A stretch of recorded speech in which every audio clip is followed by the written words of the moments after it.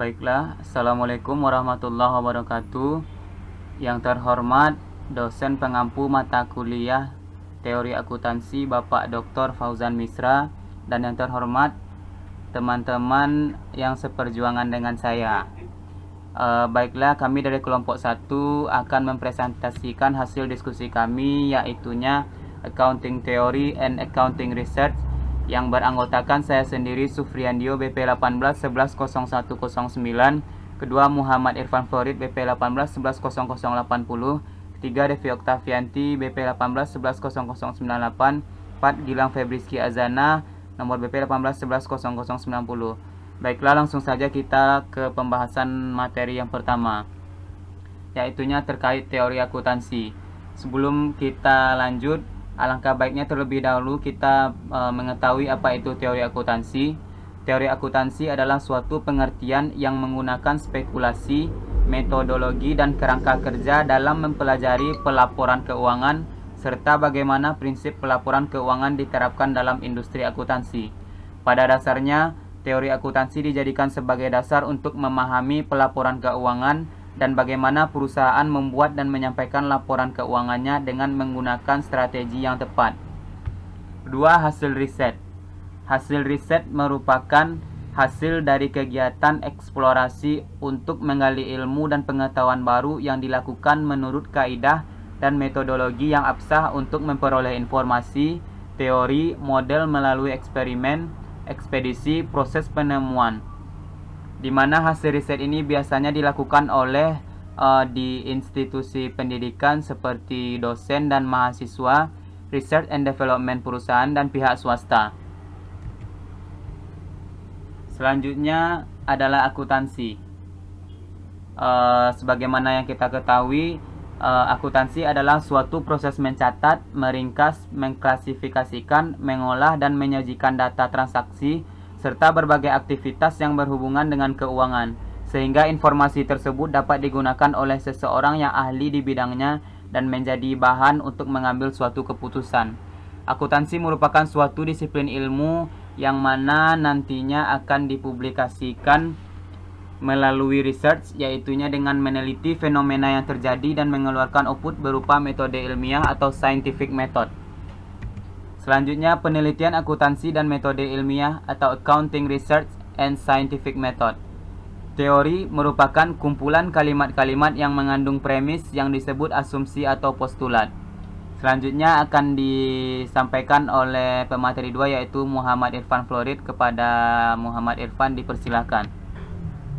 Baik, terima kasih kepada penyaji satu yang telah memberikan waktunya. Di sini saya akan membahas tentang premis. Premis adalah proporsi yang berfungsi sebagai dasar pemikiran untuk penarikan kesimpulan. Dalam sistemologi, premis dapat dibedakan menjadi dua, yaitu seperti premis mayor dan premis minor. Nah, pada teori akuntansi ini, premis yang dimaksud adalah premis mayor, di mana terdiri dari self-evident sama hipotesis. Premis yang terdiri dari self-evident merupakan sesuatu yang sudah terbukti atau benar-benar dapat perlu diuji. Sedangkan dari premis hipotesis merupakan premis yang diuji dengan statistik. Pada intinya, teori akuntansi ada yang termasuk premis yang bersifat self-evident, ada juga yang bersifat hipotesis. Teori merupakan sekumpulan premis. Pengambilan kesimpulan premis dapat dilakukan secara deduktif ataupun induktif.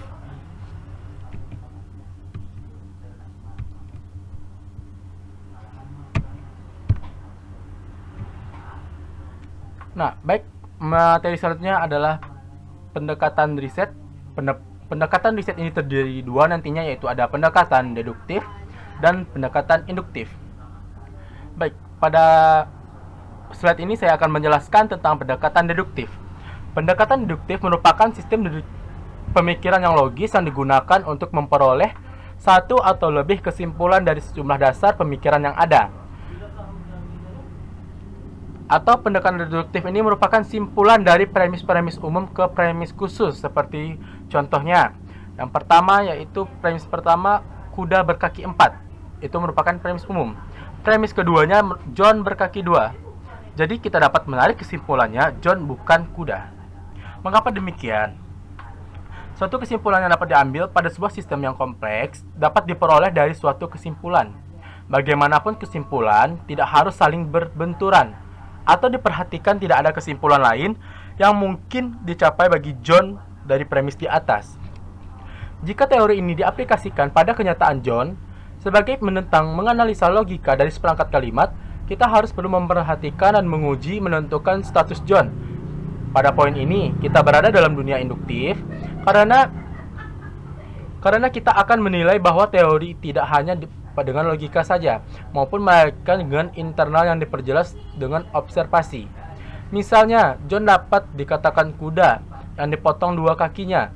Menerima pertimbangan yang benar hanya asumsi yang mempernyatakan atau kesimpulan empiris yang dapat menentang teori deduktif tersebut. Baik, pendekatan yang kedua yaitu adalah induktif.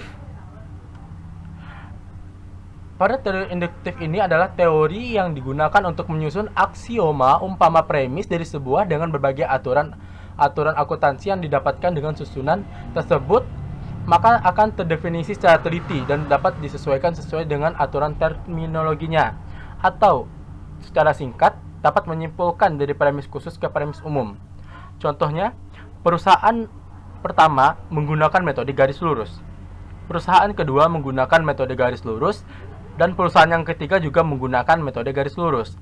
Namun, ada beberapa yang tidak menggunakan metode garis lurus. Maka, kesimpulannya, sebagian besar perusahaan menggunakan metode garis lurus untuk mendepresiasikan gedung.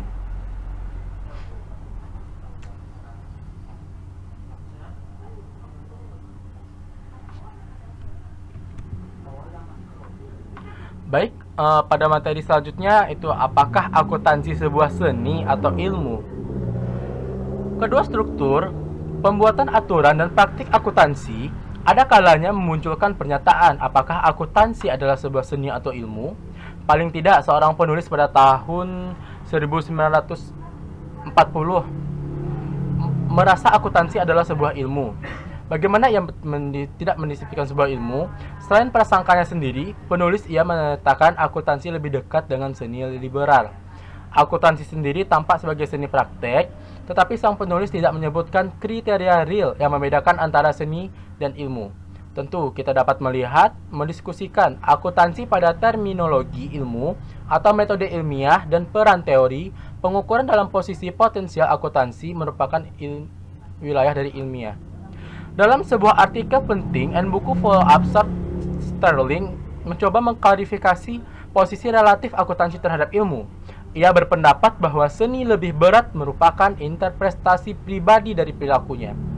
Misalnya seorang pelukis mungkin saja menyajikan seorang model mempunyai 3 mata, sedangkan yang lain tetap menyajikan secara konvensional dengan 2 mata, dan sebuah hidung yang hijau dalam menyajikan objek yang sama, sedangkan ilmu bagaimanapun seharusnya memiliki kesepakatan dari para praktisinya dalam jumlah yang banyak tentang fenomena yang dapat diukur. Sekian materi dari saya. Materi selanjutnya akan disambung oleh Saudara Gilang Febriski. Terima kasih. Wassalam. Baiklah, saya akan melanjutkan materi selanjutnya. Menurut ahli, yaitu Sterling, akuntansi diklasifikasikan menjadi 2 bagian, yaitu akuntansi sebuah ilmu dan akuntansi sebuah seni. Yang mana akuntansi sebuah ilmu bersifat mutlak, sedangkan akuntansi sebuah seni merupakan suatu interpretasi dari pelakunya. Ekonometrik memprediksi produk domestik bruto dan hubungan variabel seperti mempresentasikan jumlah pengangguran. Klimatologi, meskipun suatu saat ini sudah ada teknologi, namun iklim merupakan ilmu yang tidak pasti. Human anthropology, meskipun banyak bukti yang terkumpul, tetapi pemikiran dan penilaian harus melalui proses pelan-pelan dan telaten untuk memperoleh jawaban yang pasti. Summary of Accounting as a Science. Karena akuntansi peduli dengan unsur manusia, maka konsekuensinya akuntansi lebih tepat dinilai dan diprediksi ke dalam ekonomi dan ilmu sosial. Petunjuk dalam riset akuntansi. Pendekatan yang didiskusikan di bawah ini mewakili orientasi tertentu atau petunjuk riset akuntansi, mewakili perubahan yang signifikan, melampaui riset normatif murni generasi yang lalu.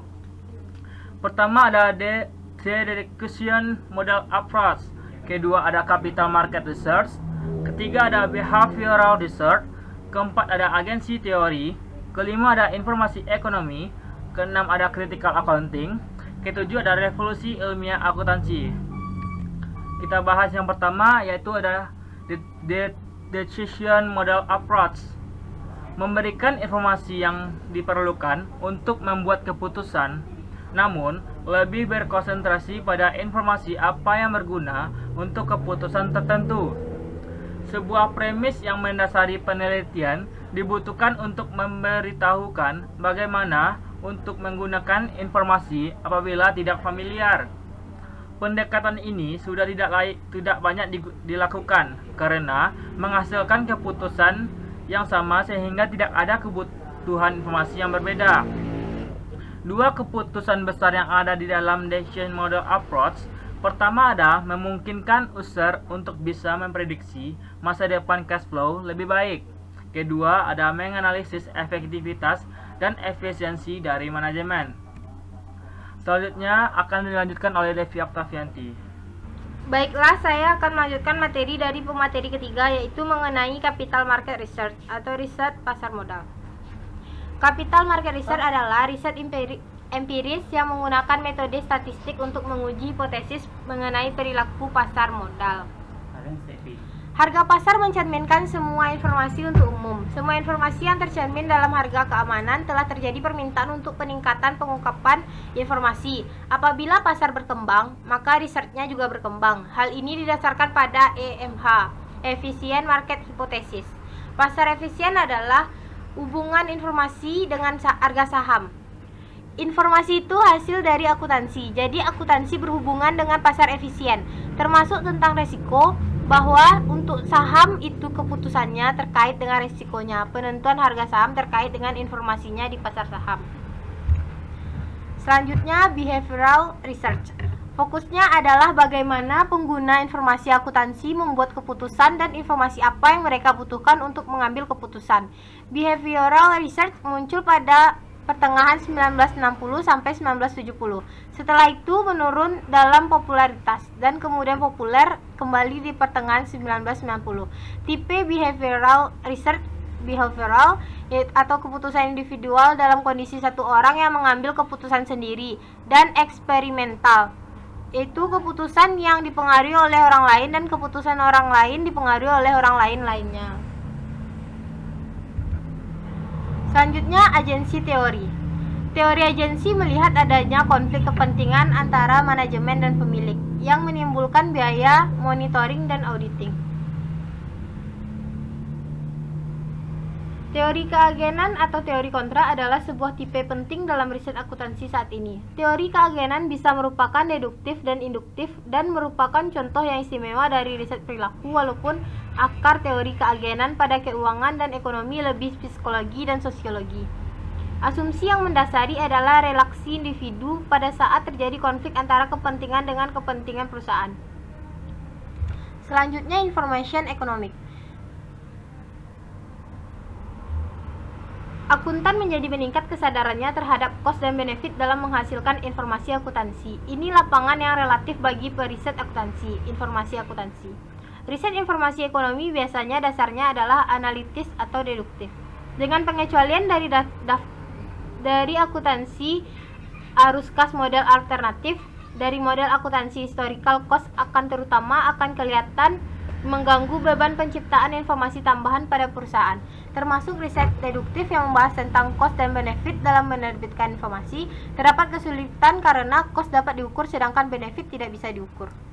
Selanjutnya, critical accounting merupakan cabang dari teori akuntansi yang melihat akuntansi memiliki peran penting dalam mengatasi konflik antara perusahaan dengan pihak sosial seperti tenaga kerja, pelanggan, dan masyarakat umum.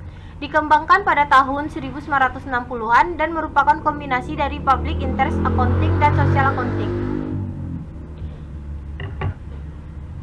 Akuntansi kepentingan publik melakukan pekerjaan bebas dari pajak dan nasihat keuangan pada individu. Kelompok dan usaha kecil tidak mampu membayar jasa tersebut. Akuntansi sosial menyinggung usaha menjelaskan pengukuran untuk mengambil dari perusahaan beban eksternal. Selanjutnya, revolusi ilmiah dalam akuntansi disebabkan karena ketidakpuasan pada paradigma historical costing pada fair value. Ketidakpuasan ini muncul saat inflasi pada tahun 1997. Seperti dinyatakan dalam pembahasan mengenai banyak sudut pandang tentang riset akuntansi sendiri merupakan bidang yang dapat berubah secara terus-menerus. Sebagian diprediksi sebagai revolusi ilmiah dalam akuntansi karena ketidakpuasan dengan paradigma yang ada. Sekian materi dari kelompok kami. Terima kasih atas perhatiannya. Kami ucapkan terima kasih. Assalamualaikum warahmatullahi wabarakatuh.